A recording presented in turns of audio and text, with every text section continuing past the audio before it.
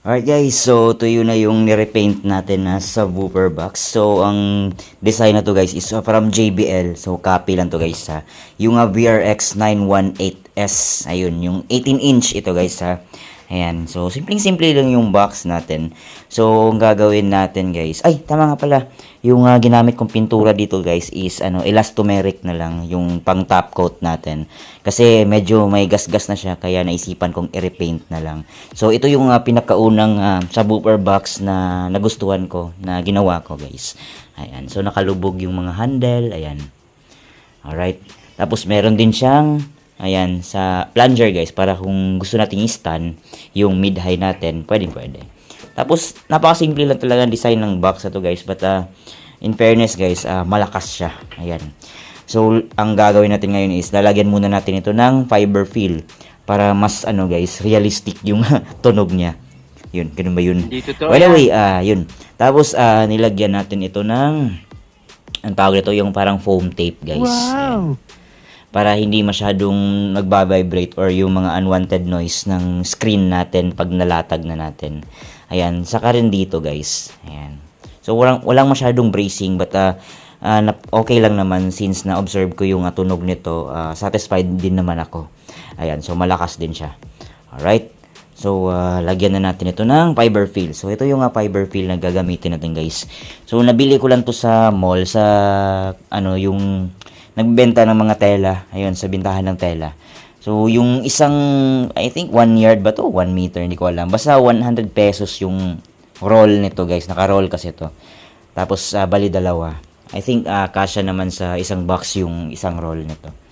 Ayan. Tapos, yung screen guys, nilinis ko lang konti. Meron lang naiwan na, meron kasing sticker to dito guys. Kaya tinanggal ko. Hindi ko masyadong, hindi ko matanggal eh. Yung isa lang natanggal ko na. So, fresh na fresh pa siya guys. Ayan.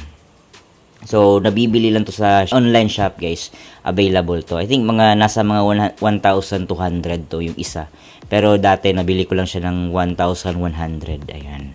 And nga pala guys, yung subwoofer speaker na ginamit ko is ito. From Rockford. So, hindi tayo sponsor guys ha. So, kung sa magtatanong lang kung anong speaker na ginamit natin sa subwoofer natin, eto yun, from Rockford, 18 inches. So, ganito kalaki yung magnet niya guys. Yung nasa mga 8 or 8, 9 inches, parang ganito yung lapad niya guys. Tapos single magnet lang siya. Pero matigas yung cone niya guys ha. Matigas. Okay, so aluminum die-cast na din siya guys. Ayan.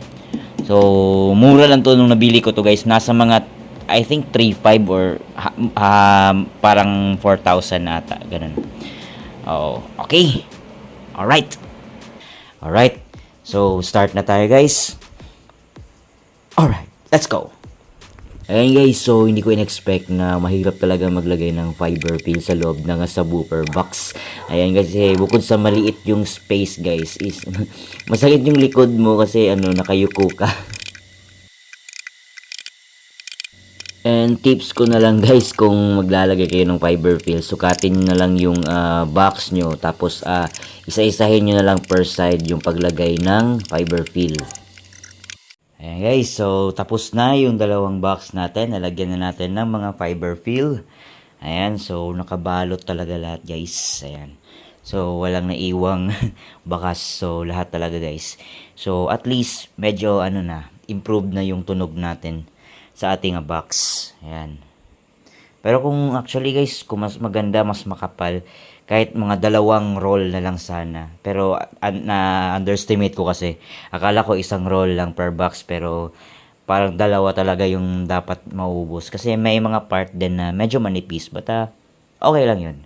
Importante is nalagyan natin lahat. Ayan. So, lagyan na natin yung speaker. And then yung ating yung screen na natin. So, let's go. So, yung speaker pala na ginamit natin dito guys is from Rockford. Ayan. So, 18-inch siya guys. And medyo matagal na din to sa akin. But ever since wala akong naging problema dito. Satisfied ako sa kanyang tunog.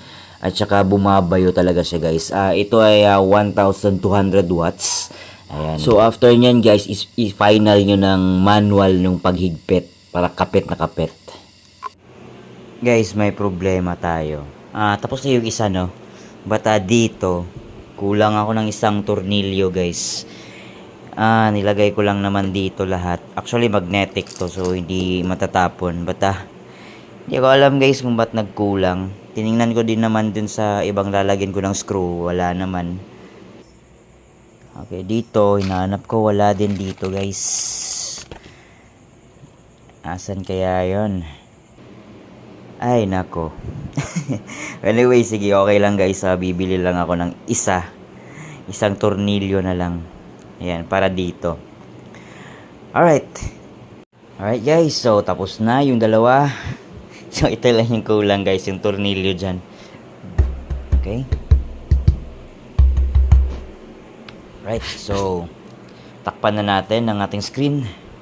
Alright.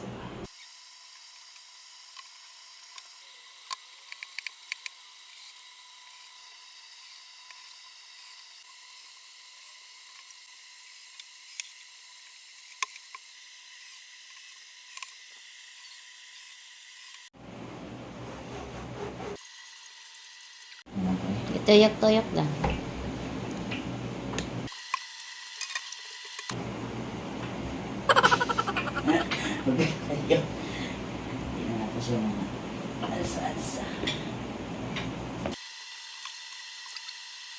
Alright, guys, so tapos na nga yung ating D18 na subwoofer. Ayan, so again, copy ito ng JBL VRX 918S. Ayun. So napakasimple lang nitong box natin, guys. Ayan. So ganyan yung itsura natin sa harap. Ayan. Ito yung sa may plunger. And then yung handle natin. Ayan. Tapos yung sa likod, guys. Ito yung itsura sa likod.